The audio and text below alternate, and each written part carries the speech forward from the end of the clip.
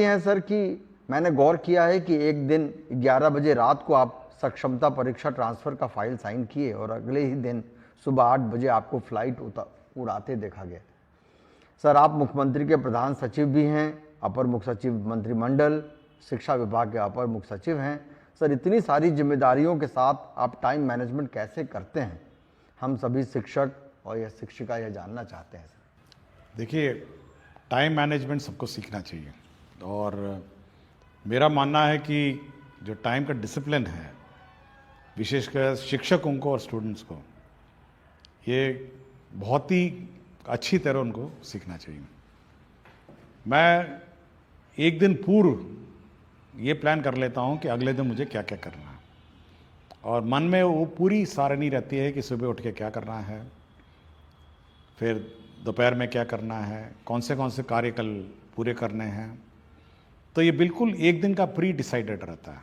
ये कोई मतलब वेग नहीं छोड़ देता हूँ कि अच्छा ठीक है, समय मिलेगा तो करेंगे, नहीं मिलेगा तो नहीं करेंगे। ये सब फिक्स्ड रहता है और मैं इसका बहुत ही मतलब सशक्त पालन करता हूँ 100%। देर रात सोता हूँ ज़रूर, 11-12 बजे तक सोता हूँ और अगले दिन 5 बजे उठ जाता हूँ।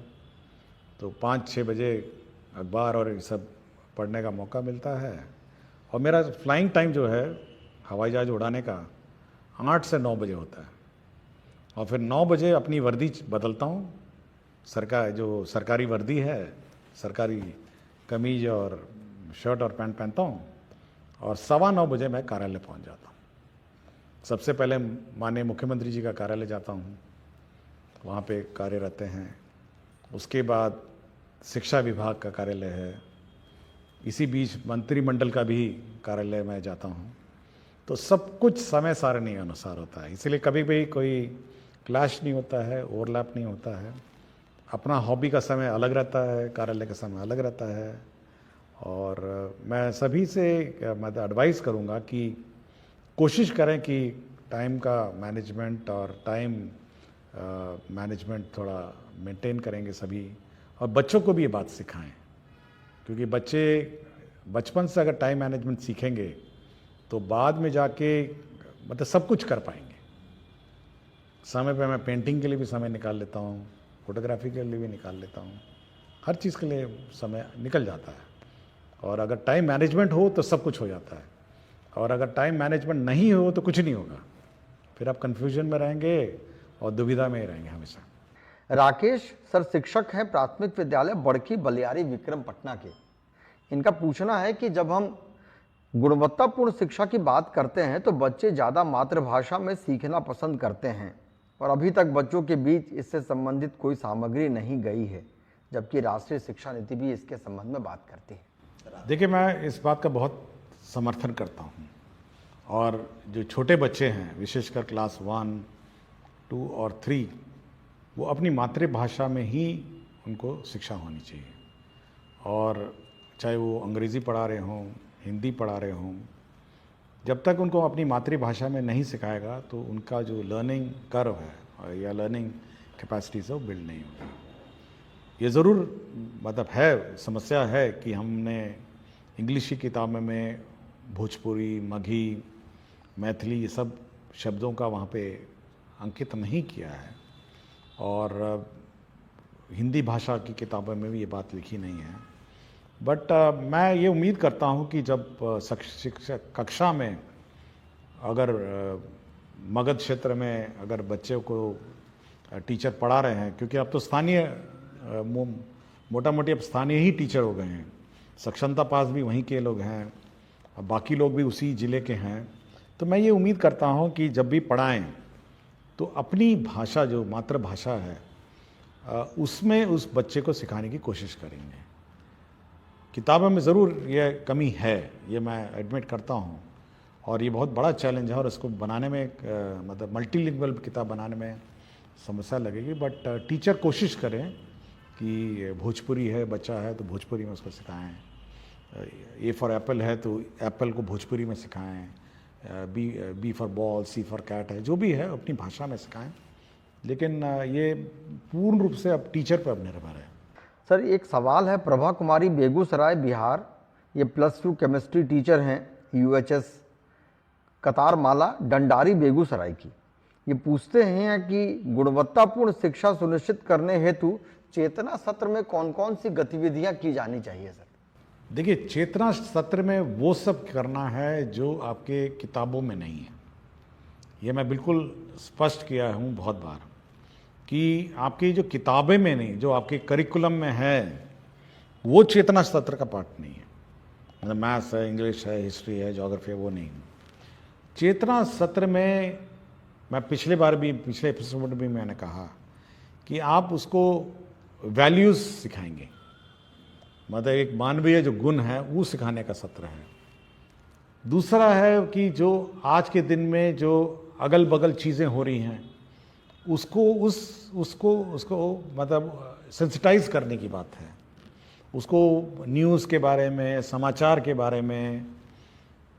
तीसरा है राष्ट्र के प्रति प्रेम और सम्मान की भावना, जैसे राष्ट्रीय गान है या राज्य के प्रति प्रेम और सम्मान की भावना है, तो बिहार गीत है। तो ये सब चीज़ें उसको सिखाना है। और एक साथ कतार में खड़े होके प्रार्थना करना, एक साथ और बच्चों को संबोधन, मतलब जब बच्चे कोई ना कोई क्लास में एक बच्चा सुनाता है, कोई भी का वक्तव्य अपना देता है, तो लीडरशिप क्वालिटीज़ हैं, तो ये सब सिखाने का सत्र है। क्लासरूम का जो सब्जेक्ट है वो उससे बहुत ही भिन्न है। और इसीलिए मैं बार बार कह रहा हूँ, मैं सभी टीचर से कहता हूँ, क्योंकि हमको हमेशा ये चिंता रहती है, क्योंकि ये पहला सत्र है। अगर टीचर हल्का सा भी लेट हो जाए तो ये सत्र अफेक्ट हो जाता है। देखिए, बाकी सत्र तो बाद में आता है, वो आधा घंटे बाद आता है। अटेंडेंस तो मोटा मोटी इसी बीच में होता है। तो हमको हमेशा ये चिंता रहती है कि चेतना सत्र में लापरवाही नहीं हो और ये समय पे शुरू हो, समय पे ख़त्म हो। हम लोगों ने माइक, म्यूज़िक सिस्टम, बैंड, सबका लिए हम लोगों ने प्रोविज़न किया हुआ है। इसलिए चेतना सत्र मैं अनुरोध करूँगा टीचर से कि भाई इसको बहुत गंभीरता से लें और बहुत ही मतलब ये बहुत इंपॉर्टेंट सत्र है। शिक्षक ने पूछा है सर कि NEP 2020 के अनुसार 25-26 तक कक्षा 3 तक के सभी बच्चों को निपुण बना देना है। एक निपुण भारत कार्यक्रम भी चल रहा है सर, अर्थात उन्हें वर्ग सापेक्ष दक्षता प्राप्त करवा देनी है। इस महत्वाकांक्षी उद्देश्य की पूर्ति के लिए विभाग कौन कौन से उपाय कर रहा है? देखिए, सारे कर रहे हैं। देखिए, FLN किट्स हैं अब हमारा, और रिविजन्स हैं, टेस्ट हैं, और जब तक जूनियर क्लासेस में वो निपुण नहीं होंगे, सक्षम नहीं होंगे, तो सीनियर क्लासेस में ड्रॉप आउट्स बहुत बड़ी हो जाएगी। इसलिए जो पहला इनिशियल क्लासेस हैं उस पर ज़्यादा हम लोग का ध्यान है। और एक बार पकड़ ले हो मतलब रफ्तार पढ़ाई और शिक्षा का, तो ड्रॉप आउट्स भी उतना कम हो जाएगा। तो मेन फोकस हम लोग का वही है, क्लास 1 to 8। सर, एक शिक्षक ने पूछा है सर कि विभाग से कई टोल फ्री नंबर जारी किए गए हैं, परंतु बहुत बार फ़ोन करते रहने पर भी कोई बार उत्तर प्राप्त नहीं होता है, ऐसे में हमें क्या करें? देखिए, टोल फ्री नंबर वही है जो वेबसाइट पे है। विभाग के वेबसाइट पे जो नंबर है वही टोल फ्री नंबर है। और उस टोल फ्री नंबर मल्टीपल, वहाँ पे 30 टेबल रहते हैं, 30 लोग उसको उठाते हैं, कॉल को रिकॉर्ड करते हैं, उसका हर आवेदन पत्र चेक होता है, उस पर क्या अनुपालन हुआ चेक होता है।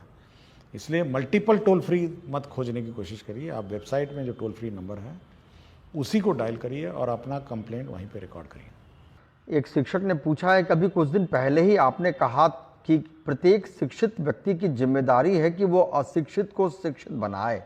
एक शिक्षक को छोड़कर अन्य शिक्षित व्यक्ति यह कैसे सुनिश्चित कर सकता है? देखिए, ये बाबा साहब भीमराव, डॉक्टर भीमराव अम्बेडकर जी का कथन है। और 14 अप्रैल को एक कार्यक्रम में गया था मैं। उस कार्यक्रम में मुझे किताब मिली थी और किताब के पीछे वाला कथन है जो मैंने पढ़ के सुनाया है। और देखिए, टीचर तो शिक्षित हैं जो शिक्षा ग्रहण कर रहे हैं, लेकिन समाज में बाकी लोग भी तो शिक्षित हैं ना। आपके मुखिया जी हैं, वार्ड सदस्य हैं, जीविका हैं, तो सब लोगों का अगर आप शिक्षा प्राप्त करते हैं तो ये आपकी जवाबदेही है और आपकी रिस्पॉन्सिबिलिटी है कि बाकियों को भी आप शिक्षित बनाएंगे। देखिए, बहुत ही सिंपल ही मांग रहा हूँ मैं, कोई बहुत बड़ी डिमांड नहीं है मेरी। मैं इतना ही कह रहा हूँ कि भाई जो बच्चा बाहर घूम रहा है या बच्चा ड्रॉप आउट है उसको वापस स्कूल में लाइए, इतना ही कर दीजिए, बहुत है। मैं खुद बहुत बड़ी चीज़ नहीं मांग रहा हूँ एक शिक्षक व्यक्ति से।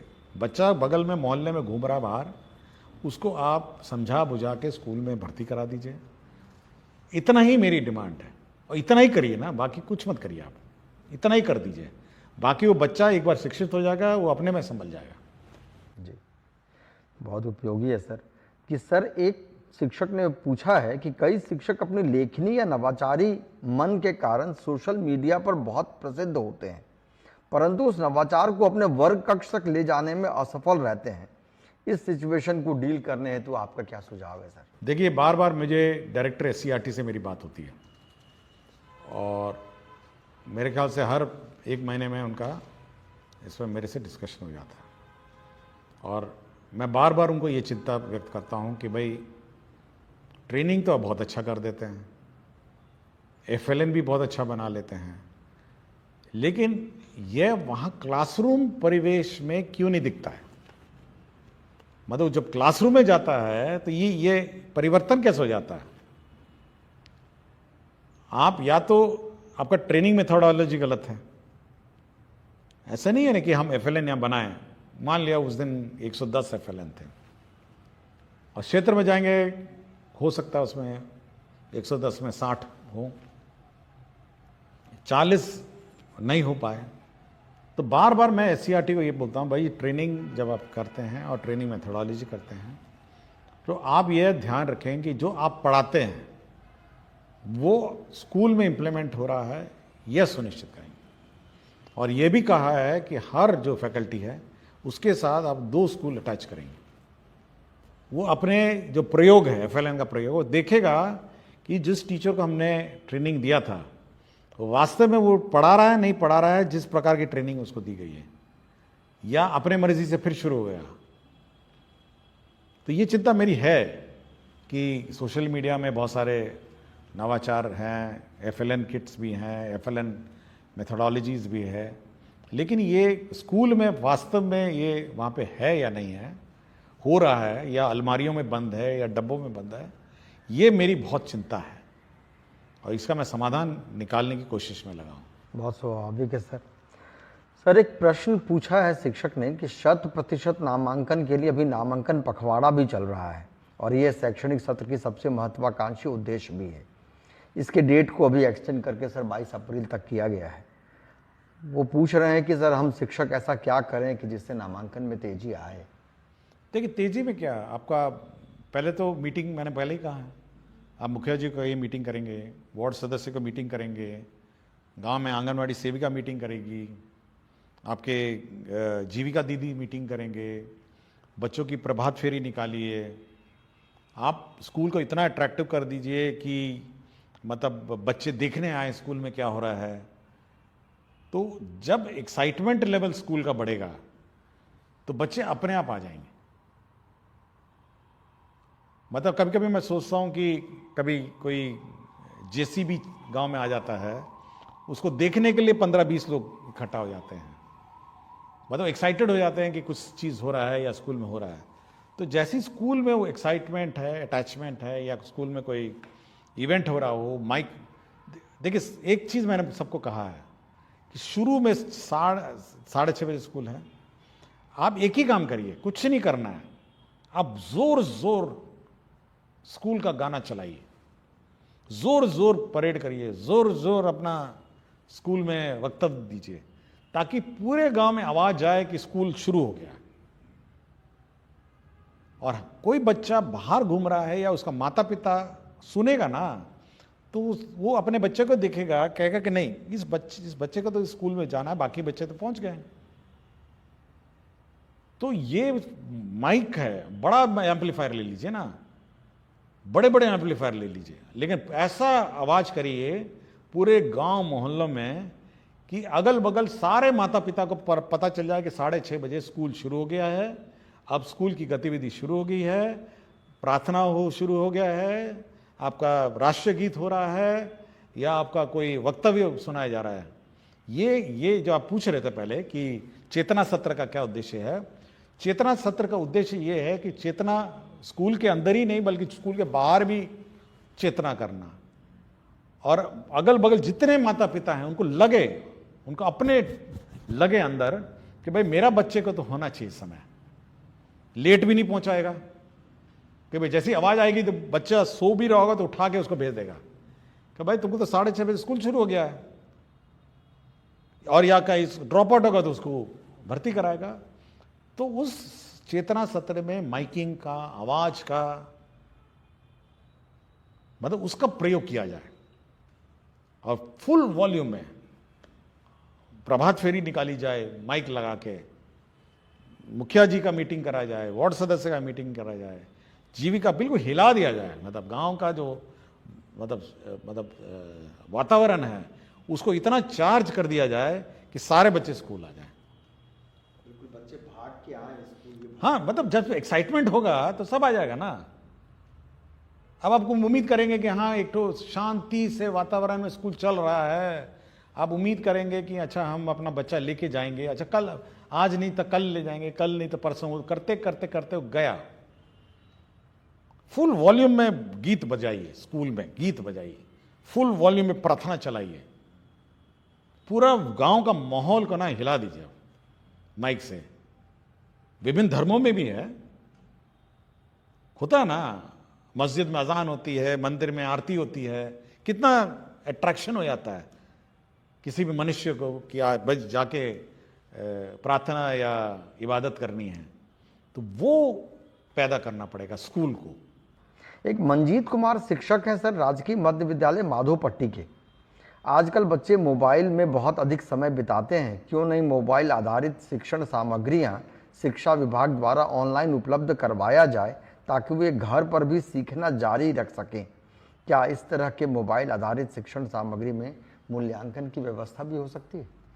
देखिए, हम लोग का है कि इस क्लास 6 से हम लोग ICT लैब स्थापित करेंगे सर, और क्लास 6 से सभी स्कूल में कंप्यूटर होगा, छोटे स्कूल में कम होगा, बड़े स्कूल में कम होगा, और हम लोग मटेरियल को डिजिटल फॉर्म में भेजेंगे सब स्कूल में, और कोई भी माता पिता या बच्चा लेना चाहे डिजिटल फॉर्म में ले सकता है। तो ये व्यवस्था हम लोग कर रहे हैं, और लाइब्रेरी में पेन ड्राइव हम लोग रखेंगे, जो बोरो करना चाहेगा किताबों के अतिरिक्त पेन ड्राइव भी बोरो कर सकता है, घर ले जाए अपना कॉपी करे या जो करना करे। तो डिजिटल लाइब्रेरी को भी हम लोग स्ट्रेंथन करने की कोशिश में है। तो इस साल हम लोग का यही लक्ष्य है कि ICT लैब हो, डिजिटल लैब हो, और बच्चे मतलब फिजिकल बुक्स के अलावा डिजिटल बुक्स भी बोरो कर सकें, ये हमारी व्यवस्था है। एक बच्ची का प्रश्न है सर, सुहानी कुमारी हैं, कक्षा 4 मध्य विद्यालय माधोपट्टी दरभंगा की। इनका सवाल है सर कि विद्यालयों में बच्चों की ऑनलाइन उपस्थिति दर्ज करने को लेकर कुछ दिन पहले संकल्प लिया गया था, क्या इसी सत्र से बच्चों की ऑनलाइन हाजिरी बनेगी? ये कौन सा क्लास की हैं? ये कक्षा 4 की है सर। 4 की हैं, चलिए, ये अट्रैक्ट हो रही हैं चीज़ों के साथ की। कक्षा 4 में भी मतलब डिजिटल एज का जनरेशन है। देखिए, हम लोग ये अवश्य है कि हम लोग ऑनलाइन अटेंडेंस लेंगे, और सबसे प्रथम 1 मई से आपको याद होगा कि हम लोगों ने 30 टैबलेट 30 स्कूल में बांटे हुए हैं और उसकी मॉनिटरिंग कर रहे हैं।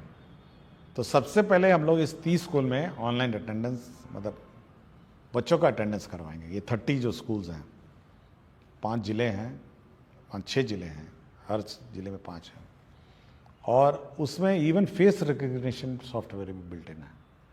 तो बच्चा अपना रजिस्टर करेगा, टीचर भी रजिस्टर करेंगे, और अटेंडेंस, ग्रुप अटेंडेंस होगी बच्चों की और टीचर की भी, और ऑटोमेटिकली वो सॉफ्टवेयर जो है वो इनके लाइब्रेरी फ़ोटो से उस फोटो को मिलान करेगा, और टीचर का अटेंडेंस शीट बना देगा और बच्चों का अटेंडेंस शीट बना देगा कि कौन बच्चे उपस्थित हैं, कौन बच्चे उपस्थित नहीं हैं। तो ये 1 मई से, 1 मई से ये 30 स्कूल में हम लोग लागू कर देंगे।